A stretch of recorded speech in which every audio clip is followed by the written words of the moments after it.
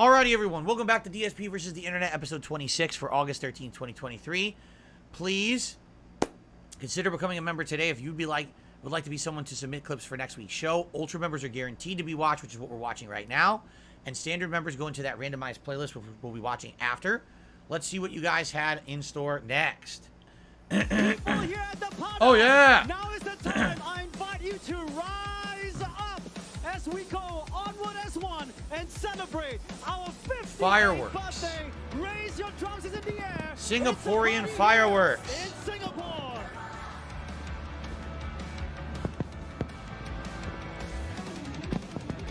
Singapore, this is our grand finale. Let's get up on our feet. This is your grand finale, Singapore. Get up on your feet. Stand up for Singapore. Stand up for Singapore. To the best Isn't okay? I have to say this. Is it not weird that they sing in English? Because I think that their native language is Malay, but they sing in English. It's a little weird. It's a little off-putting. You gotta make a stand. Recognize something from your heart. Let it come right from your heart. It just seems very Americanized, right? The way that it is. This part, anyway. Keep in mind, I did a private react that showed off all of their military strength, and that was very non-American. Let me tell you, over there, they're so serious about just like they were like, oh, so what would happen if someone hijacked the bus? And like, here's what would happen, and their city force comes out and just kills everyone, just like bruh, kills everyone right away. Not even an attempt to like disarm them. Just, bruh, you're done, dead. You broke the law, you're dead. That's how they are over there. They're no nonsense. They don't fuck around. You're gonna try to commit a crime. You're like, yeah, just execute you right in the street. They don't care. And that's like their national pride. That we're proud that we don't have crime because this is how we take care of shit, you know?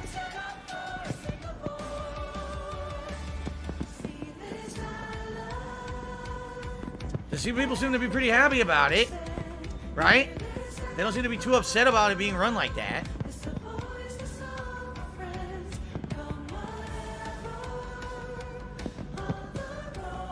They're very happy and excited, right? Derek says they speak Malay, Tamil, and Singaporean Mandarin in addition to English. And those three languages are three main ones. Huh. Well, of course, people are saying this is government propaganda. Of course it's government propaganda. It even said that the video was sponsored by it, right? It's pretty obvious that's exactly what this is. But, you know, you don't really hear too many people. Like, I'll give you an example, all right? Here in the United States, we constantly hear about dissent about our government. Our government is completely split. We've got people on this side, people on this side. They hate each other's guts. I want it run this way. I want it run this way. And they butt heads. And then people vote in different people, and the whole government changes. The whole mentality of how the government's run changes every few years. In Singapore, it's the same, like all the time. And have you heard about the Singaporean uprising trying to overthrow their government? No. They seem to be perfectly happy with how stuff is run, right? So, I don't know. That's right, Singapore. We are stronger together now. Wave your hands and I guess what it is this. Do they give up some personal freedoms for their country to be the way it is? They do, right? They don't have as much freedom of expression. They don't have as much freedom to do whatever you want at all times. Like I guess you can argue Americans have, correct? So it is a more controlled state. At the same time, their crime rates are ridiculously low. And like, for example, when I was watching this military show of force propaganda that they did for their Independence Day last year. This was the private react I just did. One of the questions I posed was, I wonder, you know, what kind of crime they have.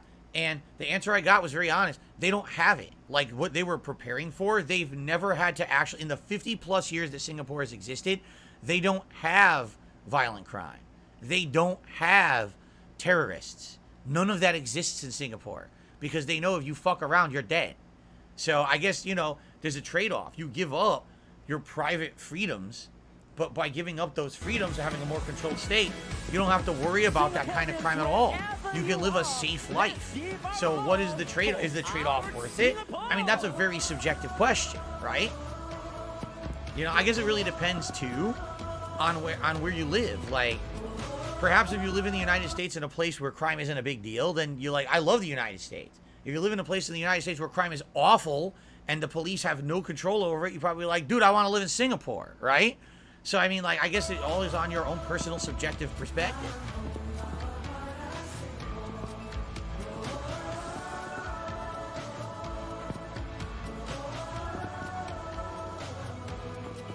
All right, I definitely think we've seen enough. I mean, what a crazy, yes, look at this. Look at all this crazy stuff at our celebration, right? They do this once a year, by the way. This is their Independence Day. It just happened, I believe, a few days ago, their own Independence Day. So, okay, let's continue. What's this? Dr. Eggman! Eggman nigga! Oh, come on, that's so stupid. That's a freaking Earthbound soundtrack, too. I'm Ryan. That clip was so stupid. That was the dumbest clip so far today. That was even dumber than the Boggerito. It really was. The strange deaths of 9 hikers of Dyatlov Pass. Brent, let's do this. This week on BuzzFeed Unsolved, we're covering Dyatlov So this is BuzzFeed. I don't know if it's okay to watch this or not. We can watch it and see what happens. If it says it's getting claimed, I'll have to stop. But let's see what happens. Pass. It's probably one of the weirdest cases out there. He says that every time. Even your precious science won't save you today. Okay. On the evening of February 2nd, 1959, a group of 9 skiers led by Igor Dyatlov died near their campsite next to Otorten Mountain in Russia. The horrific state of the campsite was discovered on February 26 by a rescue team. 2 of the 9 bodies were found by the tree line about a mile away from camp. And despite temperatures dropping to negative 30 degrees Celsius, the 2 bodies were curiously wearing nothing but underwear. What? Where were their clothes? Oh, you'll find out. Okay. Another 3 bodies were found between the camp and the trees. One of them had a fractured skull. However, doctors at the time determined that the cause of death for all 5 was hypothermia. Strangely, So how do you have a fractured skull but die from hypothermia? remaining 4 bodies of the 9 original were not found until 2 months later. Of these 4, 1 had a fractured skull, 1 had crushed ribs, and 1 woman had crushed ribs and a missing tongue. What the? Oddly, these 4 bodies that were found later were wearing the clothes of the previous bodies that were found. Oh. Even more bizarrely, when these clothes were tested, they were found to be radioactive. What? Interesting. In fact, there were reportedly traces of radiation all around the campsite. Number 1, what kind of radiation? Alpha, beta, gamma? Does it matter? It's radiation. Well, lots of things have radiation. Like, that word in itself is not necessarily as scary as one might think. He's right. The radiation He's actually becomes right. even more puzzling when combined with the fact that there was no outward trauma to the bodies. The injuries found in the bodies were caused by a force determined to be too strong for a human to cause. The creepiest detail, however, is that there was no evidence of an outsider entering the tent. The tent So that's all bullshit. First of all, this is determined in what, the 1950s? Oh, it's too strong for a human to cause. 1950s technology and forensics, they don't know shit. So that whole thing is bullshit. It could have easily been them. It could have been an animal attack. It could have been a million things. They're just dumb. They're making shit up because they're, you know. Radioactivity, the other guy was right. Depending on the kind of radiation it is, it could be dangerous. It could not be dangerous. There's all kinds of radiation. So without knowing the kind of radiation, you also don't know really what's going on. So was ripped from the inside. How do you look at a tent and know, this was ripped from the inside? How did you determine any of these things they determined? I'm just wondering if you know. If you don't know, okay, cool. Just say, they're facts unknown, but that's what the detectives say. Anyways, let's get to the theories now. One theory is that there was an avalanche that buried the tent. That would explain the tent being cut from the inside. Okay. And would also explain the deaths by hypothermia. That doesn't explain the clothes, though. Actually, I'm glad you mentioned that. There's an effect called paradoxical undressing, where disoriented hyperthermia victims remove their clothes because their bodies feel like they're burning. Ah. This would explain the nearly naked bodies. But this theory has no answer for the radioactivity, nor does it have an answer for the missing tongue. So that theory to me is done. the missing tongue is bullshit because the missing tongue could have happened later. The missing tongue could have been, you know, they're dead and an animal came and ate the tongue out of the mouth. The missing tongue could have been that they were going into a panic mode and they bit their own tongue off. You know, there are many different examples of what that could have been. What? How? How is avalanche out. How does an avalanche cause radioactive forces, and how does an avalanche rip someone's tongue You out? didn't say her tongue was completely gone. You said her tongue was cut off. It says missing tongue. There's some translation things going on here from Russian to English. I agree. I'm just saying. Another theory. I totally agree. Again, there's missing tongue, missing a part of the tongue, missing the whole tongue, missing a chunk of the tongue. None of this means anything. Again, you're relying on forensic records that are like 70 years old from Russia. There's like how many things could possibly have been lost in translation and been outdated and they didn't know shit, right? So, okay, let's continue. Is that a Soviet test missile caused the deaths. A doctor on the autopsy team said an explosion could have caused some of the injuries that were bizarre. However, no evidence of an explosion was found, and no records of a missile launch were located. What does this even mean? Inhuman damage. What the fuck does that mean? How do you know it wasn't a human? How do you tell the difference if a rock fell from the sky and hit on someone's head, or a human had a hammer and bonked them on the head? It's the same damage. It'll be the same fractured skull. How the fuck would you say it's inhuman damage? This is stupid. Didn't mention earlier was that the expedition originally had 10 skiers, but one of them left early due to an illness, a man named Yuri Yudin, making him the lone survivor of the trip. I bring this up because Yudin helped identify items found at the site. But there were some items that he couldn't identify, one of which was a cloth that he claimed looked to be of military origin, as well as skis and glasses, leading him to believe that perhaps the military found the bodies of his friends before the rescuers did, maybe trying to cover something up. We don't know if like the person asking the question was leading him in any way to be like, does this cloth remind you of military cloth? Like, you know, it does actually. So, Like a making a murderer. yeah, kind of thing. exactly. Also, there was no evidence of a fucking explosion near there. That's kind of hard to cover up. Well, not if a missile hit the top of. You ever see Mulan when she does the thing? Okay, and right now you starts are an avalanche? citing an animated feature film by Disney. On to the next one. This next theory, even I will admit, is completely bananas. Okay. Some suspect that the group was actually attacked by a Yeti. The Yeti! Next. This theory even commanded The Yeti, who's just a guy in a coat with the coat over his neck, you know, the coat over his head. That's the Yeti.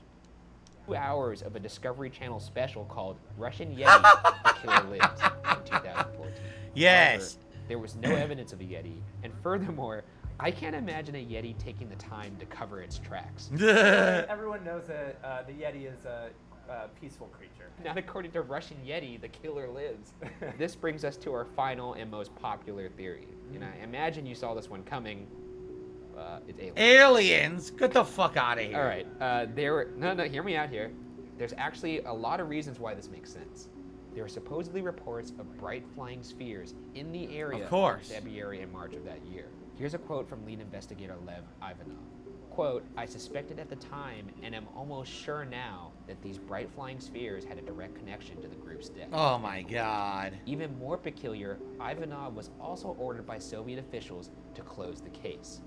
Aliens would also perhaps explain the radioactivity found at the site, and would also explain the inhuman trauma caused to the Oh bodies. my And as far as god. no evidence being found of an outsider from the tent, I think it's safe to assume that if they're out there, aliens have gotten pretty good at covering their tracks.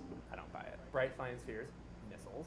No! You're going aliens over, a possible missile. I think they're both equally plausible. Maybe that's why they ripped the tent open from the inside. Maybe they saw something they didn't want to see. They got so scared that they were trying to retreat, and they were like, fuck I this. see what the other guy is saying. He thinks what happened is there was military testing in the area.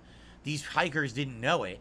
Missiles were being launched. People were seeing them and reporting them. Some missiles hit and caused an avalanche that caused not only trauma to the people in the tent, but also they were trapped in the tent, so it caused hypothermia. So they went crazy. They ripped their clothes off. They were ripping at the tent. They eventually went outside. When they went outside, they came back to their senses and realized, oh shit, we're going to die. So they took the clothes off the other people who were dead, and then we were trying to escape, but they had already had too much hypothermia, and they died along the way. The radioactivity, I mean, would radioactivity come from the missile? I don't know. I guess it depends on the kind of missile. But I don't, what on earth makes them say dumb shit like aliens, right?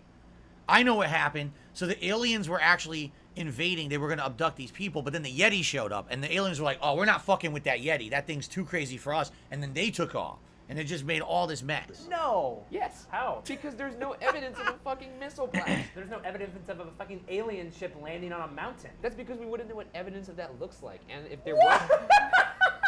What are you talking about? No, fuck you. Regardless, in the end, authorities supposedly determined that the deaths were caused by a unknown compelling force. I agree. An unknown Consequently, compelling the case force. remains unsolved. Yes. Based off the information in front of us, I go. All right. Well, we'll never know because forensics back then were awful because the Russians probably wouldn't even report what really happened anyway. If there was military activity in that area, they're never going to fess up to it because it probably wasn't, you know, supposed to be publicly known. So you'll never have your answer. On to the next video. The man, the myth, the living meme, Gabe Newell. What you might not know At about one this point, Gabe Newell was like at the height of gaming pop culture. Today, I don't know anyone who talks about this guy anymore. Like, he's just faded into obscurity. When he turned Valve from a company that made AAA games into Steam, which is just a way to distribute PC games, he basically fell into obscurity. Who the hell cares about this guy, right? Like, no one talks about this guy anymore. low-key but universally liked founder of Steam is he was actually an early Microsoft employee, a Harvard dropout, and is now the richest man in gaming. The story of Gabe Newell is not Yes, only but he didn't make his money on games. He made his money on game distribution. So, interesting, but also mysterious. And the crazy part is, with the things he has planned, he might just still be getting started with his career. what? Who cares? His company Valve is This is the dumbest video. Does he still have plans? No one cares about fucking Gabe Newell ever anymore. He will not have impact. If he was gonna have impact, he would have done it by now. He's not. mastermind between Nothing's gonna happen games with like this guy. Half-Life, Portal 2, Left 4 Dead, and Counter-Strike. But the thing that brought his net worth to 7.7 billion was his platform. Of Steam. course. You already know this is the platform where everyone gets their PC games with 125 million monthly active customers and 30,000 listed games. So today we're going to learn a little bit more about Gabe Newell's success, how he started Valve and Steam, and what he has planned for the years that come. So let's get into it. Nothing. Here, let's just skip all of this and get to what he has planned.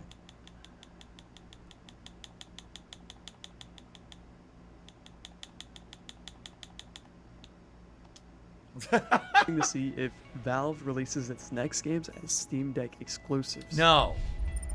You will not. That's stupid. Let's not forget, though, the man who made all this possible, Newell. And we didn't talk much about his personal life because he honestly lets his work speak for itself. You cannot separate the man from Steam. And being around 60 years old, he enjoys a simple life with family, putting all his effort into his work.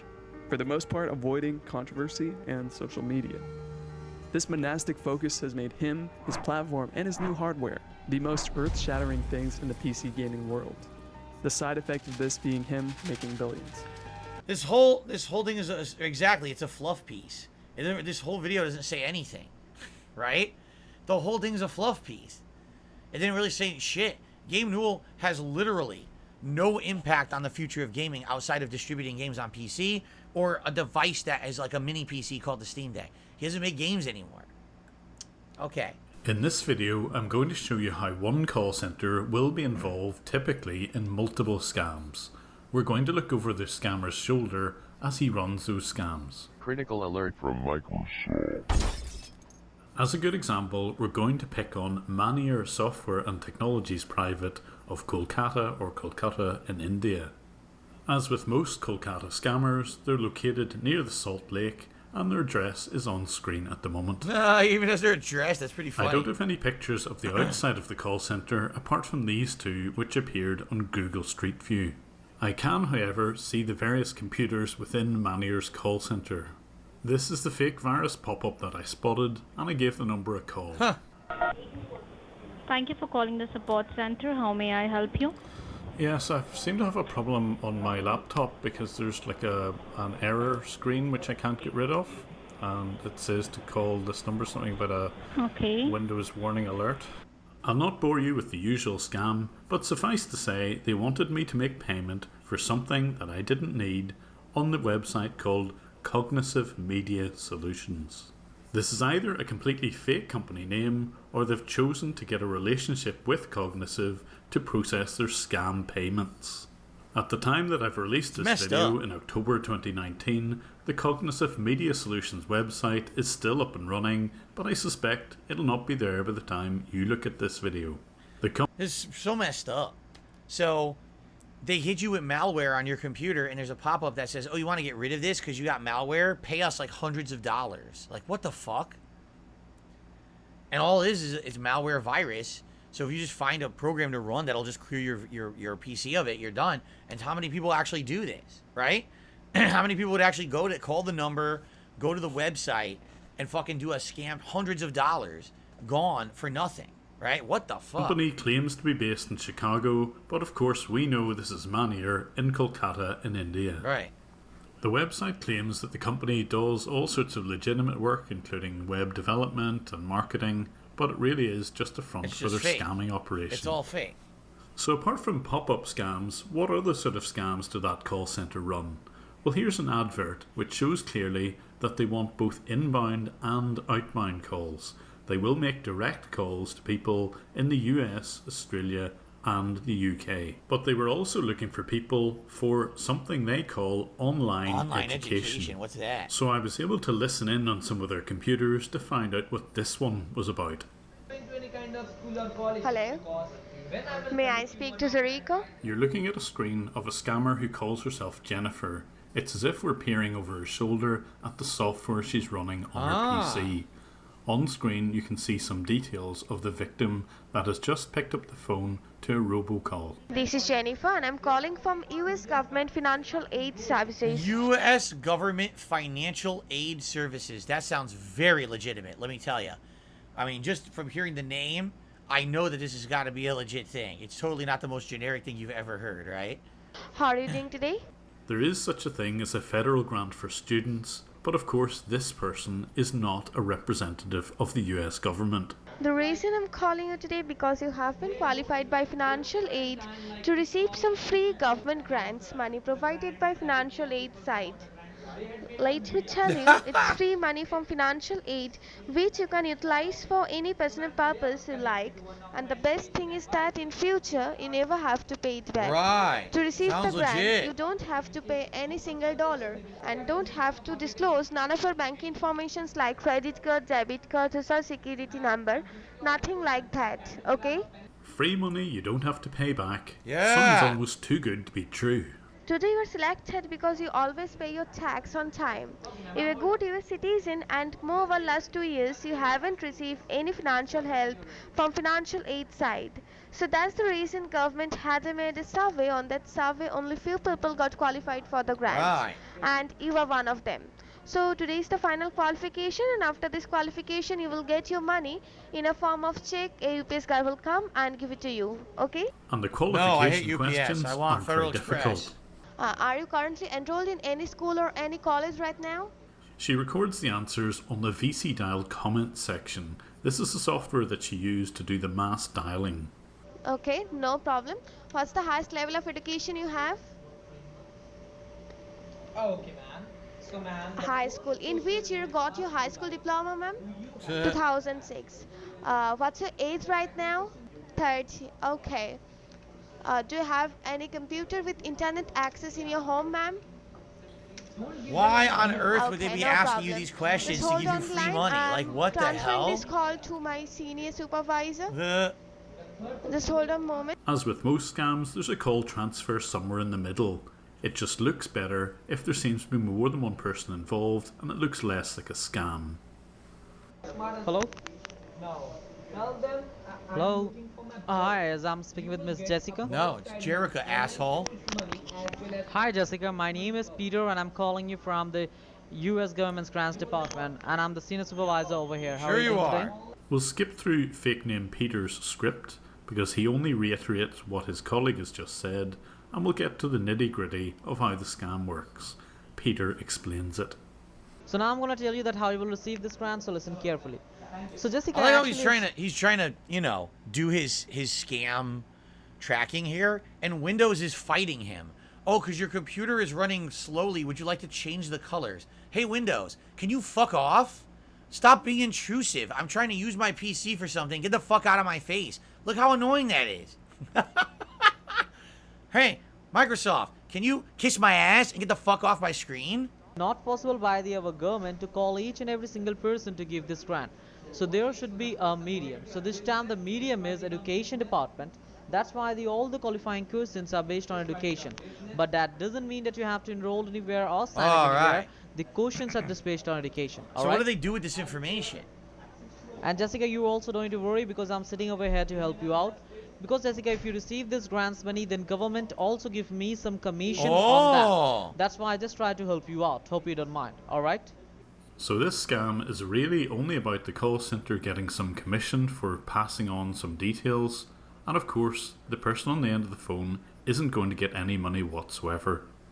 The call will be handed over to a legitimate organisation who will try to recruit people for education.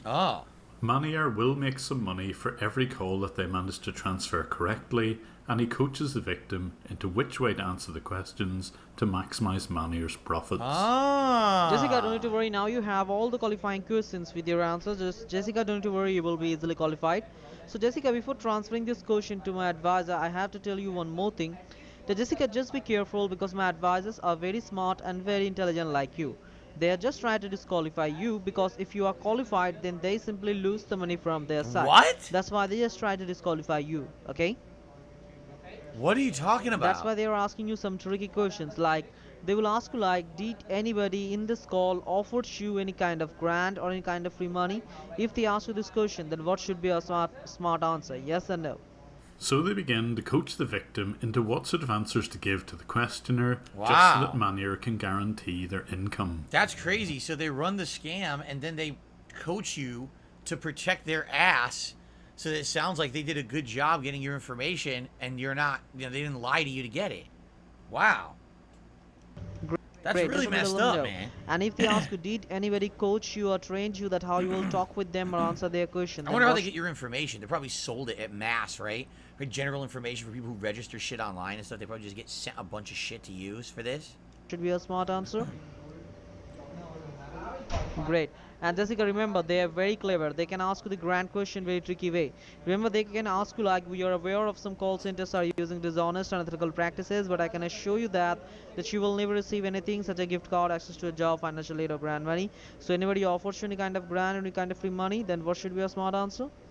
With the coaching complete, all that's left now is to transfer over the call.